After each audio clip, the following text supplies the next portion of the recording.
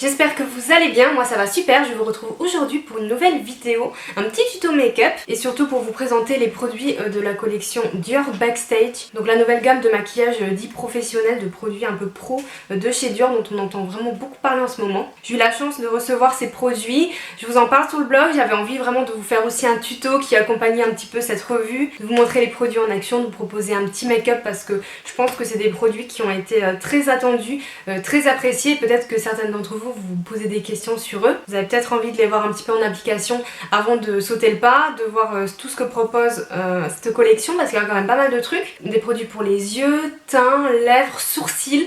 Je peux comprendre que vous ne puissiez pas tout acheter.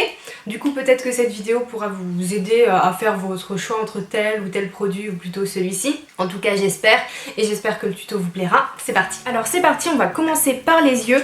Pour cela dans la collection Backstage de Dior il y a deux palettes. Une palette avec des tons froids rosés qui sont vraiment magnifiques.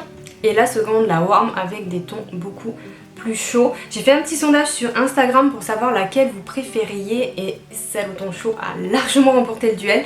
Du coup c'est avec celle-ci que je vais réaliser ce tuto. Alors dans chaque palette vous avez ici un fard crème couleur peau qui sert en réalité de base à paupières. Je trouve ça très ingénieux de le mettre dans la palette, surtout quand on part, ça évite du coup de prendre sa base. Donc je vais commencer à appliquer ça en premier lieu avec un petit pinceau que j'utilise exprès pour les fards crème. Donc je vais l'appliquer partout, paupières mobiles et immobiles. Comme elle est couleur peau, elle va légèrement unifier la paupière au passage. Ensuite avec le fard beige mat de la palette, je vais matifier, oula ils sont pigmentés, faut faire attention, matifier toute la paupière par-dessus la base, ça va faciliter l'estompage des fards par la suite. Pour l'étape suivante, on va faire un creux de paupière assez chaud avec cette couleur, qui est une couleur un petit peu terre, vraiment très très chaude. Avec un pinceau un peu fluffy, on va la placer dans le creux, donc tout le creux, et on va essayer de l'estomper en même temps pour le faire remonter assez haut, mais de façon diffuse. On va faire un creux qui va être vraiment large et fumé. Comme vous pouvez le voir, les fards sont vraiment très pigmentés. Du coup, il faut vraiment en prendre un tout petit peu avec son pinceau et bien travailler la matière. Et ensuite, il s'estompe vraiment très bien tout seul. Ensuite, je vais prendre le fameux bronze hyper irisé qu'il y a au milieu avec un pinceau plat. C'est vraiment la couleur de la palette. Et je vais l'appliquer sur toute la paupière mobile. Regardez-moi cette intensité. Il est hyper lumineux ce fard, il est trop beau. Il se suffit vraiment à lui-même, enfin là je pourrais m'arrêter là et mettre genre du mascara quoi. Je vais juste estomper la transition entre les deux fards avec un pinceau estompeur propre, histoire de bien les mélanger. Pour ma part je pourrais réellement m'arrêter là pour ce make-up, mais bon on est dans un tuto, je vais faire un truc un tout petit peu amélioré en rajoutant une couleur marron. Alors ils se ressemblent, celui-ci est satiné, celui-ci sera mat. Je pense que je vais prendre le satiné avec un pinceau angle, enfin angle un peu biseauté comme ça. Et on va le déposer en tapotant pour foncer un tout petit peu l'externe en fait. On va le monter un tout petit peu dans le creux comme ça. C'est juste pour apporter une petite intensité au regard. Encore une fois je viens estomper. Les fards s'estompent vraiment bien entre eux. On voit qu'ils ont été formulés pour aller tous ensemble vraiment très très bien. Je vais reprendre le fard beige de tout à l'heure. Et comme d'hab, on vient le placer sous le sourcil pour donner un coup de propre. Pour le ras de cils inférieur, j'ai bien envie de mettre ce marron neutre parce que celui-là je le trouve un peu chaud et tout, et j'ai vraiment envie de garder une petite neutralité au niveau du ras de cils inférieur. Donc je vais juste mettre un tout petit peu de marron neutre. Et on termine avec le fard beige irisé et on va juste le mettre en point lumière comme d'habitude. Ensuite on va passer à l'eyeliner, je vais utiliser des nouveaux feutres qui sont sortis chez Dior et celui-ci c'est la teinte Pearly Bronze. Et je l'aime beaucoup avec un maquillage doux comme ça, c'est pas mal, ça change un peu du noir. On va terminer avec une touche de mascara. Avant ça je vais utiliser la base Dior Show Maximizer qui est une base qui donne du volume au cils etc. C'est une base de mascara que j'ai depuis, ça fait presque un an que je l'utilise ce truc et je m'en passe pas, j'adore. Presque plus blanche, on voit presque plus, elle est presque terminée. Par contre, attention, même de façon générale avec ce genre de base, vous faites un œil et après vous mettez le mascara tout de suite, vous attendez pas que ça sèche, vous faites œil par œil. Du coup je vais utiliser le Dior Show Pop & Volume, toujours de chez Dior, en version waterproof qu'ils ont sorti pour l'été. Et voilà ce que ça donne pour le maquillage des yeux. J'aime beaucoup ces couleurs, surtout en été bronze et tout, c'est vraiment plutôt sympa, ça met bien les yeux en valeur je trouve. Alors maintenant que les yeux sont terminés, on va passer au teint. J'ai déjà appliqué mon fond de teint et mon anti-cerne. Comme d'habitude en ce moment j'utilise le Dior Forever Undercover qui est un fond de teint que j'adore, qui fait partie de mes fonds de teint préférés. Et avec l'anti-cerne, pareil, de la même collection, Dior Forever Undercover. Le combo des deux est très joli, matche vraiment bien. C'est vraiment des produits que j'adore et que j'ai pas hâte de terminer parce que je vais devoir les racheter. Ensuite dans la collection Dior Backstage, il y a deux produits pour le teint, donc deux palettes. La première c'est celle-ci, donc ça c'est la palette de contouring qui se présente comme ceci avec 4 poudres. Je vous avoue que je sais pas si c'était pas mon produit préféré de la collection. Donc nous avons 4 poudres, une claire, 2 médium pour le contouring et une foncée. Personnellement la claire qui est mate, je l'utilise pour poudrer le contour des yeux, je la trouve très fine. Et je trouve qu'elle fait particulièrement bien tenir l'anti-cerne, quoique le Dior tient déjà très bien tout seul. Mais ça reste assez mat. Et j'en mets aussi sur le nez, là où je suis susceptible de beaucoup briller. Ensuite on va passer aux poudres bronzantes.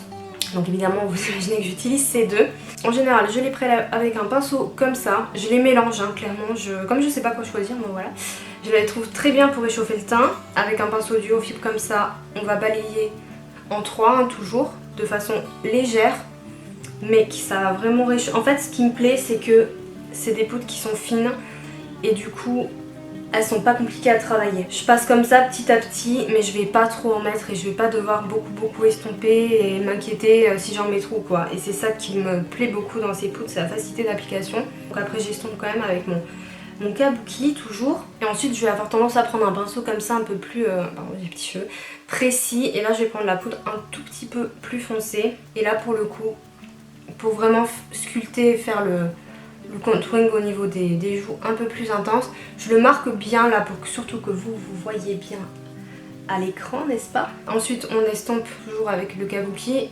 Comme d'habitude on peut le pincer pour estomper sur place pour vraiment garder le côté très contouring. Si on veut accentuer vraiment, là la poudre plus claire entre en jeu. Et en fait on va la placer ici. Elle est mate hein, donc pas de problème. Et là. Et du coup la barre, l'ombre on va dire plutôt du contouring se verra mieux.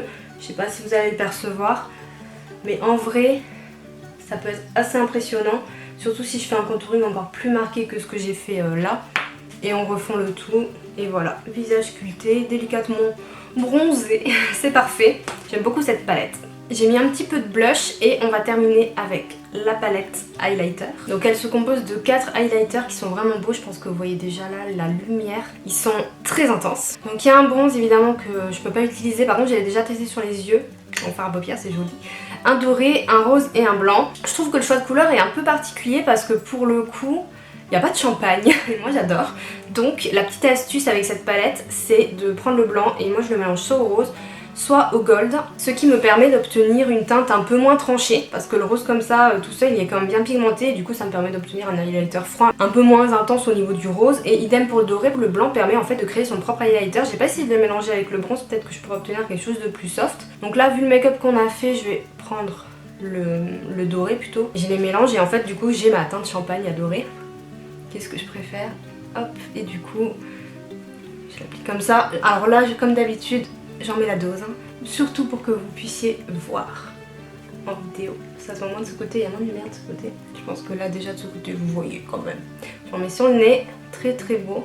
Donc voilà, ça fait vraiment un glow très beau. Par contre, ouais, c'est assez intense, faut le savoir. C'est tout pour ce qui est du teint. On va terminer avec les sourcils et les lèvres. Pour les sourcils, il y a deux palettes comme ceci. Palette à sourcils composée de 2 poudres et là vous avez une cire. Donc ça c'est la teinte la plus claire. J'ai aussi l'autre avec des couleurs un peu plus foncées. Alors on se munit de son plus beau pinceau biseauté. Et ce que je préfère faire, je commence d'abord, bon déjà par brosser un peu mes sourcils, n'est-ce pas? J'ai lu des petits trucs astuces de make-up artiste Dior. Et notamment le concept des sourcils de plusieurs couleurs, enfin pour faire un effet 3D me plaît. Du coup j'utilise en général la teinte la plus claire pour la tête. Après moi j'ai beaucoup de sourcils et donc pas vraiment de difficulté à les maquiller. Et ensuite la teinte un peu plus foncée pour la queue, ce qui donne un effet cependant, je suis pas du tout la pro des sourcils, c'est pour ça que je vous dis ça, un peu plus naturel, mieux défini au niveau de la pointe. Voilà, moi je suis pas quelqu'un qui fait énormément ses sourcils, mais j'aime beaucoup ce que rend cette palette sur moi. Et enfin je termine par la petite cire qui est incolore hein, en réalité et qui va permettre de fixer les poils. Également ce que je fais des fois, je prends de la cire et je mélange avec les fards, ce qui me donne un effet un peu comme le Cabro de Benefit, qui est un produit que j'aime beaucoup, qui est une espèce de cire. Et si on mélange comme ça la cire et qu'après on prend les fards, ça vous donne cette espèce de gel à sourcils, je trouve. Donc c'est vraiment un produit tout en un. Et on termine par le dernier produit de cette collection, c'est la palette pour les lèvres, donc qui est composée de plusieurs rouges à lèvres, il y a plusieurs finis. N'hésitez pas à aller lire la revue sur mon blog où je vous détaille vraiment tout sur les produits et je vous fais aussi des swatchs. Alors les palettes pour les lèvres, c'est un peu un débat. Personnellement j'aime bien, mais c'est pas pratique si je dois sortir pour emporter ou faire des retouches. Mais bon, il y a quand même de très belles couleurs.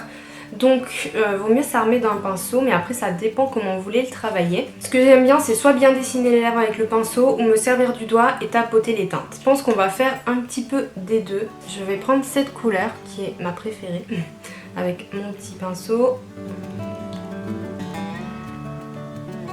Je vais appliquer ça sur les lèvres, mais très légèrement. Et ensuite je vais prendre une couleur plus foncée, je pense qu'on va prendre celle-ci. Pour retapoter par-dessus avec mon doigt. Celles-là sont plus pigmentées, celles du bas, les dernières.